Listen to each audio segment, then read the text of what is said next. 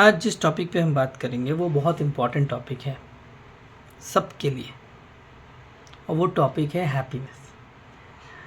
ये टर्म सुनते ही सबके मन में ये लगता है, भाई साहब ये टर्म तो मेरे लाइफ में बहुत कम है, या मेरा तो कुछ पल के लिए आता है और फिर चला जाता है, तो हैप्पीनेस तो है ही नहीं। कोसों कोसों तक मेरे कनेक्शन में ही नहीं है हैप्पीनेस, या शायद मेरे नसीब में तो भगवान ने खुशी लिखी ही नहीं है, हंसी या हैप्पीनेस है ही नहीं मेरी लाइफ में। मेरी लाइफ तो बस सफरिंग के या तकलीफ़ से, ऐसे मैक्सिमम ऐसा ही वर्ड्स सबके मन में आता है। तो अगर ऐसा वर्ड आता है तो क्यों या क्या रीज़न है कि हम हमेशा कंप्लेन कर रहे हैं या चाह के भी खुश नहीं रह पा रहे। पहला बात तो याद रखिएगा, आपको कोई खुश नहीं कर सकता जब तक आप खुश होना ना चाहें। खुशी जो है आपके विदिन होती है, यानी खुशी जो है आपके अंदर से आती है, बाहर से खुशी नहीं आती है, ठीक है। क्योंकि बेसिकली हम जो है दो तरह की खुशी के बारे में, या there are two types of happiness. One is relative happiness and another one is absolute happiness.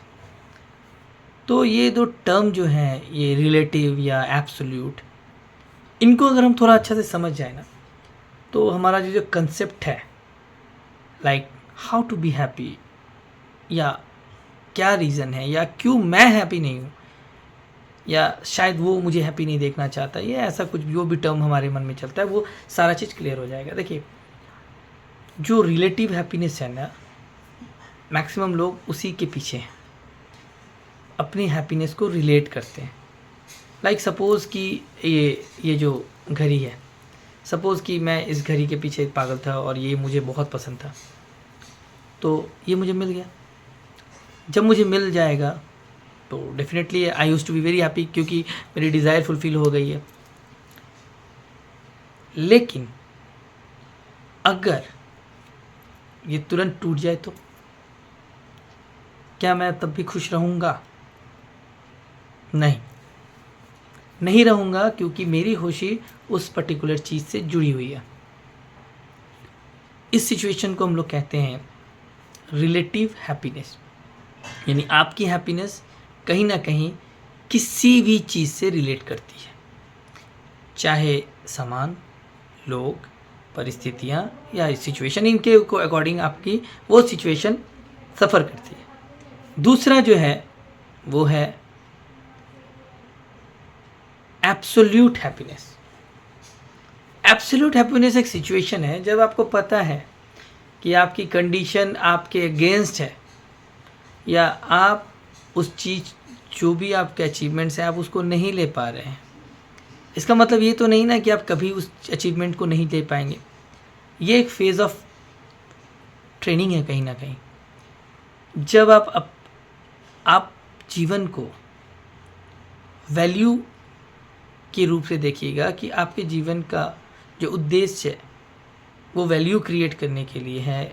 Like your life is not completely your life, it is of for something special purpose, या जीवन को किस दिशा में लेके जाना है। या आप जब एब्सोल्यूट के बारे में सोचते हैं तो आप तब रिलेटिव हैप्पीनेस से दूर रहते हैं।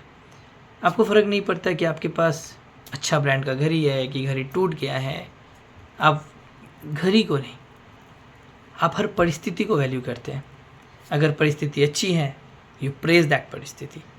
अगर परिस्थिति ख़राब है, देन ऑल्सो आपको प्रेज करना चाहिए कि ये ख़राब परिस्थिति आपको कुछ ना कुछ ज्ञान दे के ज़रूर जाएगी, कुछ ना कुछ एक्सपीरियंस दे के ज़रूर जाएगी।